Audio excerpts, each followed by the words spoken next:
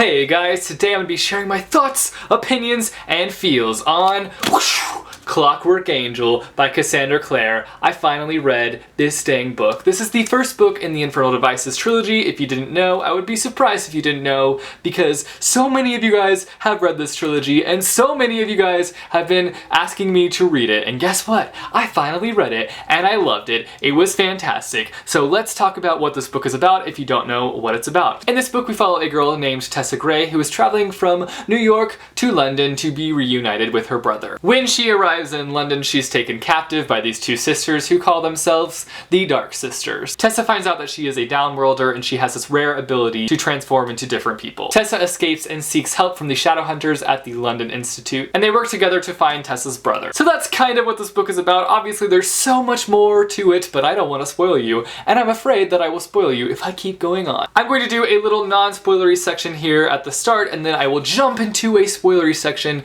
and I will discuss this book. But let's start with my non-spoilery thoughts. This one took a little bit of time for me to get into. It took around 150 pages to 200 pages to really get sucked into the story. I think comparing this to City of Bones kind of starts off with a bam and you're just really excited. There's a lot of action and humor and it's just really exciting. This book for me took its time to really get to those exciting points. But when it comes to world building, I prefer this one. This one was more subtle and it was just better at delivering information about the Shadowhunter world, whereas City of Bones had several different points of just info dumps and it was just like, ugh, this is so boring. But this one was just so much better at delivering the information. And it was just really nice. It was never annoying to read. I never got tired of reading it. I also loved the overall setting of this book. It takes place in Victorian London, and I just loved that so much. It was so interesting. And it definitely just has this different feel than the Mortal Instrument series, and I really liked that they're different. Even though they take place in the Shadowhunter universe, they're definitely still different, and I really liked that. So overall, I really enjoyed the Infernal Devices. I will say it took time to get into,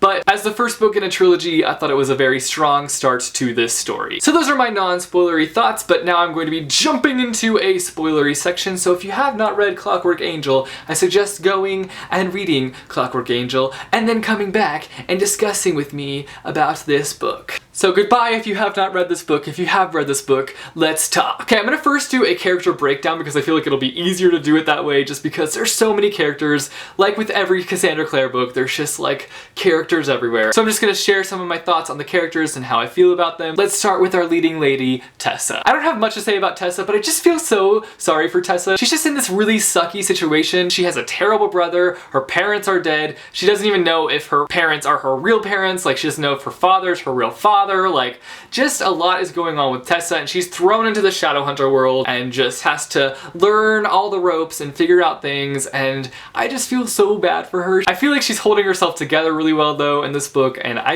really liked her character, but I don't know how I feel about her yet. I feel like I'm gonna have to see her in the next few books to really get a feel for her character, but I still really enjoyed following her story throughout this book. Now let's talk about Will.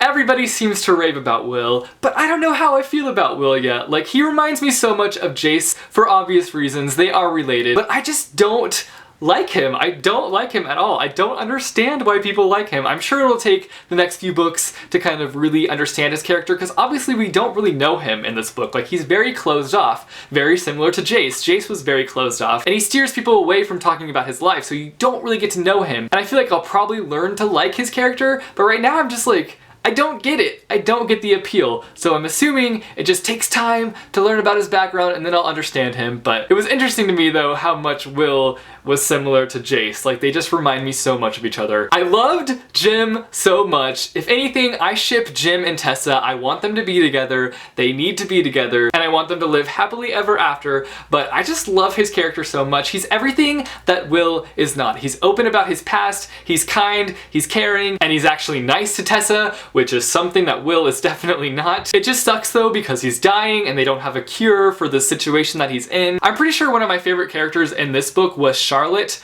I just love Charlotte so much. I just love how she takes charge of situations while Henry, her husband, is over here in Cuckoo Land trying to make these crazy inventions which don't work half the time. I just love that she's able to step up and just take charge. She's leading all the Shadowhunters and she's just so wise for her age. She's so young, but she's so smart, and she's just such a great leader, and she does a great job of leading the Shadowhunters into the right direction. Jessamy, let's talk about Jessamy. She's one of those characters that you hate, but you also have moments where you love her. Because even though she's materialistic and she's very selfish, when it comes to a point when they need her help, she steps up to the plate and she kicks butt. Even though I'm not a huge fan of her, I still think she's able to like step up to the plate, and I'm really thinking that we'll probably see some character development with her in this trilogy. But right now, in this book, she was a really frustrating character and she just has so many corrupt ideas in her head, but I'm sure we'll see her change, hopefully. That's my dream, is that we'll see Jessamy kind of change into this awesome character. Nathaniel. Let's talk about Nathaniel. He is the most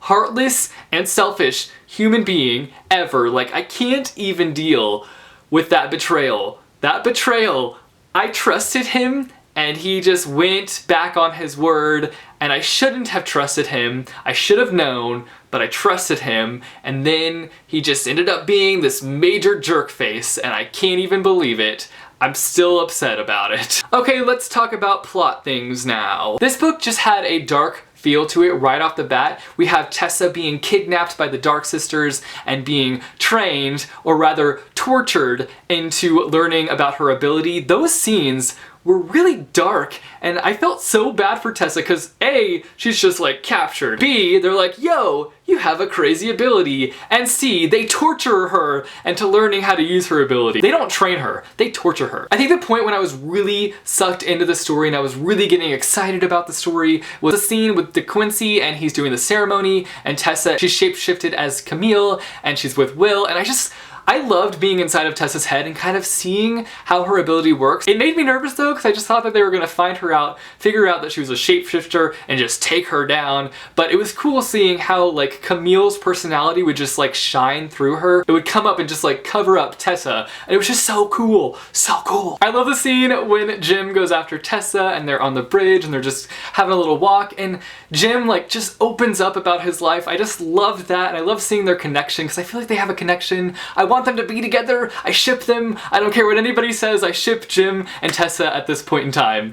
Obviously that can change in the next few books, but right now I want them to be together. And it was just really nice finally knowing like what's going on with Jim, because you know, throughout the beginning of the book you're like, okay, what the heck is going on with Jim? Why is this happening to him? Why is he like sick or whatever? And we find out that he's addicted to this demon drug, and it's just so sad. Like, it's just so sad because like literally without it he'll just die. Like, there's no cure or anything. Like they just can't figure out a way to work this out, and it's just so sad. He doesn't deserve that. He doesn't deserve that at all. Okay, so I knew that Charlotte didn't die when she was with Mortman and she stabs herself, but I didn't understand how she did it until it was revealed, and that was genius. Like, if I was in that situation, I would not have thought about that. I would have just been like, take me, I surrender, just take me with you, and the Shadowhunters will come save me eventually. But she was so smart to shapeshift. Like, I just would not have thought about that. I loved that scene so much. She's just a smart frickin' cookie, that's all I gotta say about that. So those are all my thoughts on Clockwork Angel by Cassandra Clare. You guys should let me know down below what you thought of this book. What were some of your favorite moments?